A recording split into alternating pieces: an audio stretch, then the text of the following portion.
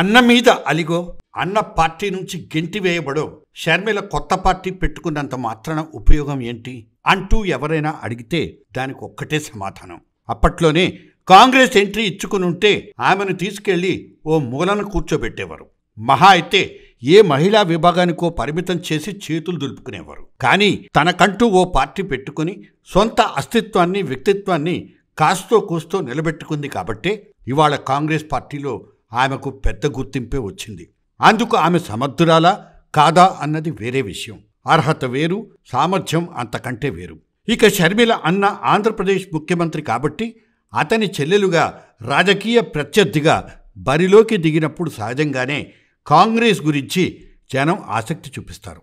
అసలే అంపశయ్య మీదున్న కాంగ్రెస్ను ఆమె కనీసం తీరానికి దరిగానైనా చేర్చుతుందేమోనన్న ఆశ కాంగ్రెస్ది. కాంగ్రెస్కు 2019లో 1.17% ఓట్లొచ్చాయి.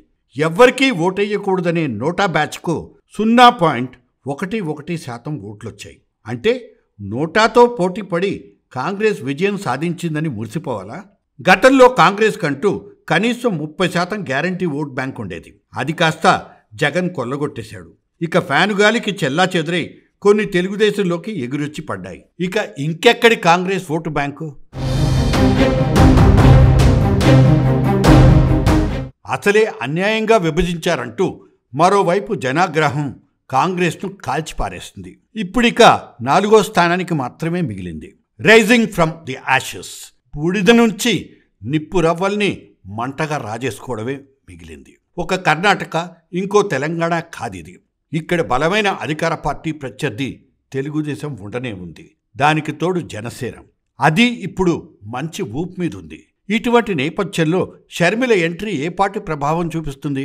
ఇంతకు ముందే అనుకున్నట్లు కనీసం పడవను తీరం చేర్చకపోయినా అది ఒడ్డువైపు ప్రయాణం సాగిస్తే అంతే చాలనుకోవచ్చు. అసలు షర్మిల నాయకత్వాన్ని కాంగ్రెస్ వాదులు విశ్వసిస్తారా? ఆమె భర్త అనిల్ క్రిస్టియన్ మైనారిటీ వర్గాల్లో కొంచెం పలుకుబడి కలిగిన వ్యక్తే.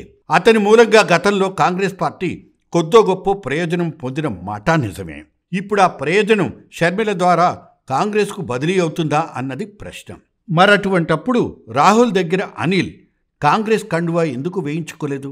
తానొక తటస్థవాదిగా నిలబడిపోవాలనుకున్నాడా? ఇది కూడా ఒక ప్రశ్నే.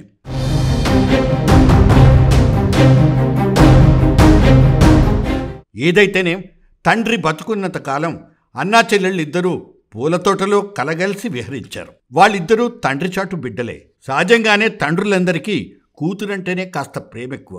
వైఎస్ఆర్, కేసీఆర్ లాంటి వాళ్ళు మినహాయింపులేవీ కాదు. వైఎస్ఆర్ కొడుకు కష్టపడ్డాడు, కాలం కలిసొచ్చింది. మొదటిసారి అదే 2014లో ఓడిపోయినా మరో 5 ఏళ్లు ఓపిగ్గా ఎదురుచూసి 2019లో విజయాన్ని సొంతం చేసుకున్నాడు జగన్.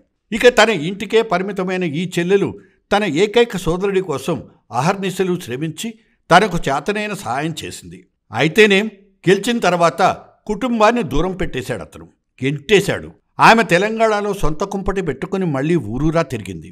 కానీ ఎన్నికల్లో మాత్రం పోటీ చేయలేదు. మరో మార్గం చూసుకుంది. తిరిగి తన తండ్రి పనిచేసిన కాంగ్రెస్ కండువా మెళ్ళో వేసుకుంది. కాకపోతే ఆమెకు కాంగ్రెస్ పూలతోట మాత్రమే తెలుసు, ముళ్లబాట తెలియదన్నదే చాలామందికి కలిగే సందేహం. అంతేకాదు, తానిప్పుడు ధరిస్తోంది ఒక లోకల్ ముళ్ల కిరీటం, క్రాన్ ఆఫ్ థార్న్స్.